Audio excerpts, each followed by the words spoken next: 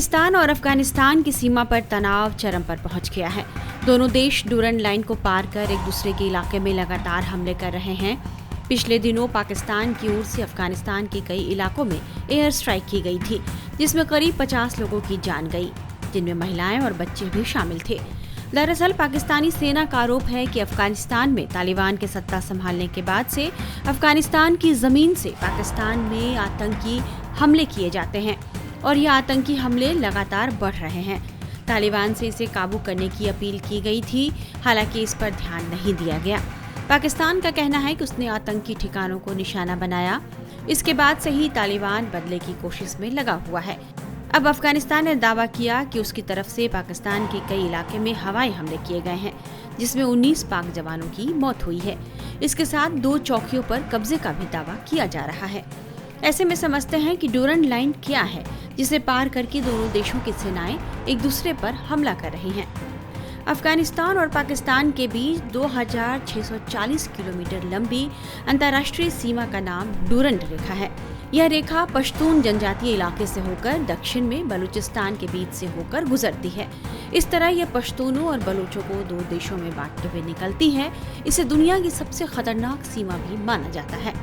इस बीच अफगान मीडिया के मुताबिक रूस ने दोनों पक्षों से संयम बरतने की अपील की है। रूस के विदेश मंत्रालय की प्रवक्ता मारिया जखारोवा की तरफ से 29 दिसंबर को इस पर एक बड़ा बयान आया। जखारोवा ने कहा, मॉस्को पाकिस्तान अफगानिस्तान सीमा पर बढ़ते तनाव को लेकर चिंतित है और हम दोनों पक्षों से संयम बरतने की अपील करते हैं। इन झड़पों की वजह से न केवल सैन्यकर्मी बल्कि नागरिक भी मारे जा रहे हैं। जहां हमले किए गए हैं वहां के लोगों का कहना है कि हमले में केवल निर्दोष लोग मारे गए हैं।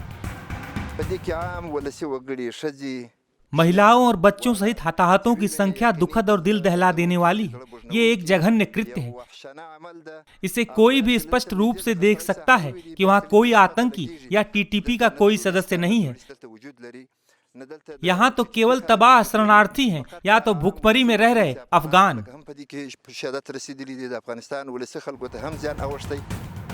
वहीं एक दूसरे स्थानीय शख्स ने कहा, ड्रोन से रात के करीब 9:15 बजे थे जब पहली बार ड्रोन दिखाई दिए। उसके बाद जेट इलाके में आए। ड्रोन ने लक्ष्यों की पहचान की और फिर जेट ने घरों में बमबारी शुरू कर दी। ये एक बम का टुकड़ा है जिसने इन घरों को तबाह कर दिया है। पाकिस्तानी हवाई हमले में इस शख्स ने अपने परिवार के 15 सदस्यों को खो दिया है। अपने परिजनों को याद करके इन्होंने कहा, मैं उस रात घर पर नहीं था। मैंने इस घर में अपने परिवार के 15 सदस्यों को खोया है। मेरे पिता, एक भाई, 3 भतीजे, 2 भतीजियां, मेरे भाई की पत्नी, मेरी माँ और 2 बहनें सभी चले गए।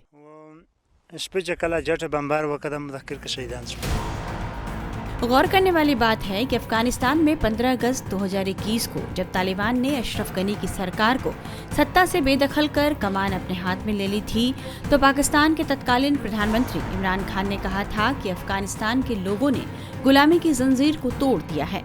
इमरान खान ने तालिबान की जीत के एक दिन बाद ही यह बयान दिया था। पाकिस्तान की सरकार और सेना में तब जश्न का माहौल देखा गया था, लेकिन अब पाकिस्तान की खुशी पीछे छूट गई है और वह तालिबान शासित अफगानिस्तान में हवाई हमले कर रहा है।